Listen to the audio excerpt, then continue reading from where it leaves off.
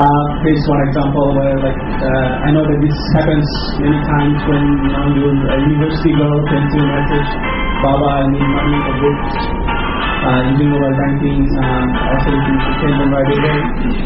Or if your better half is shopping while you are hard at work, you at least know how much was spent.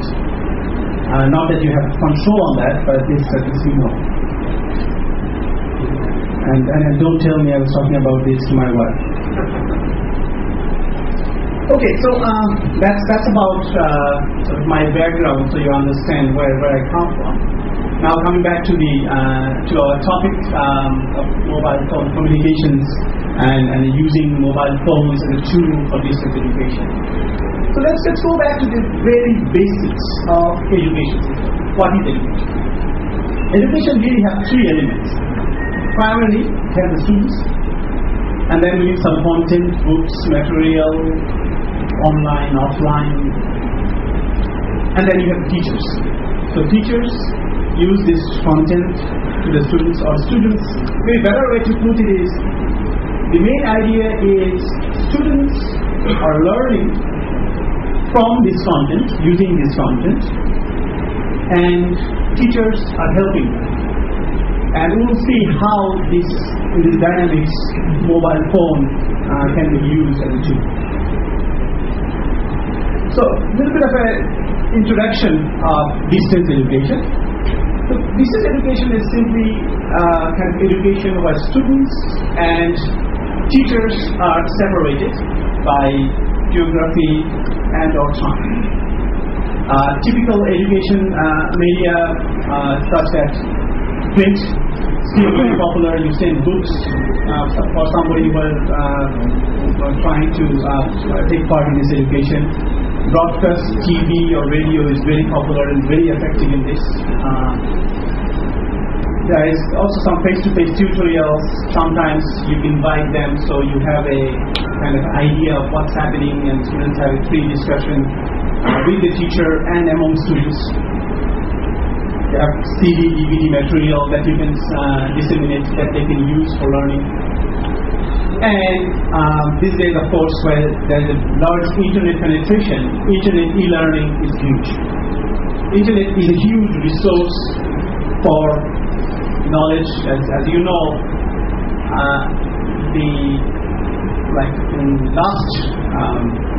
in the 18th century, where it took 70 years to double the amount of books or amount of knowledge base that we create, amount of content of knowledge that we create.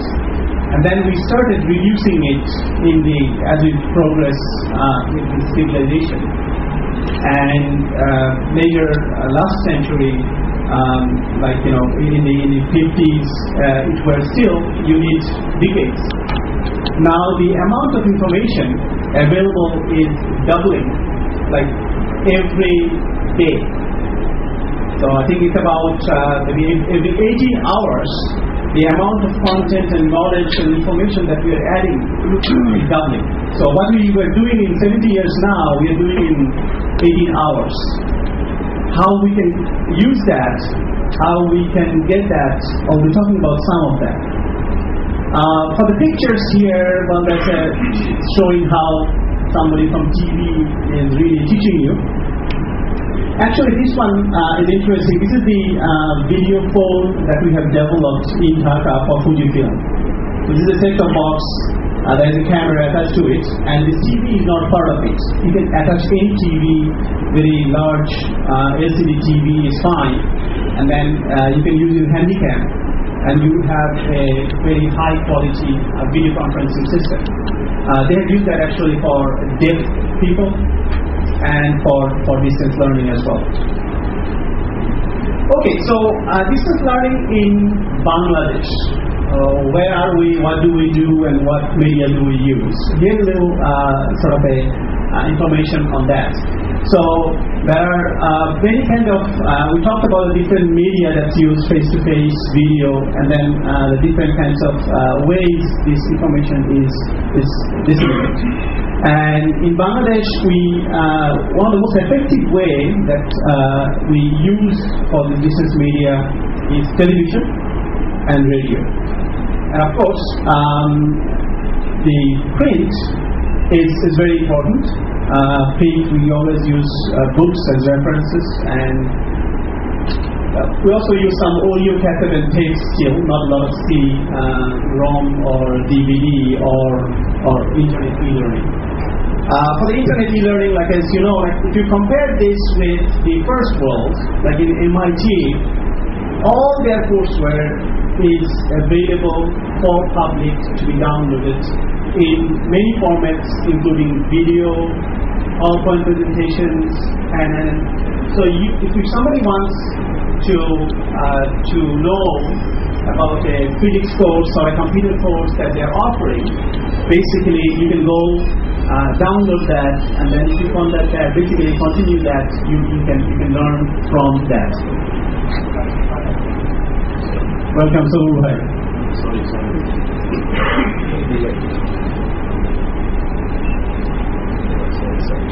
So here is some more information on the status of distance education in Bangladesh now.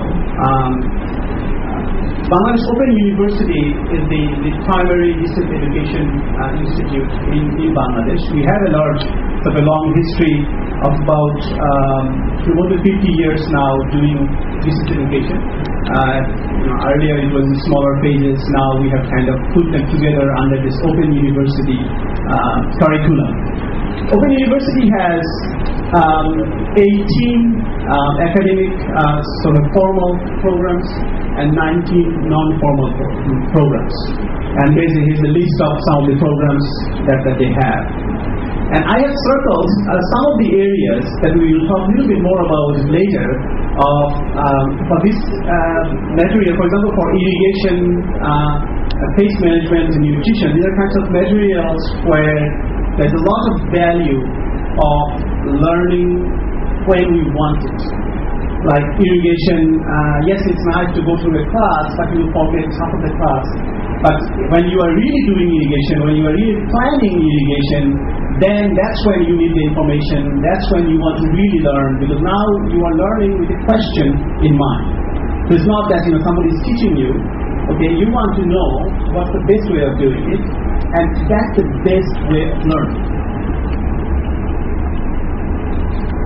Okay, so we have seen what is distance education. We have seen what kind of distance education we have been doing in Bangladesh. And now let's talk about what can mobile phone do for us for distance education.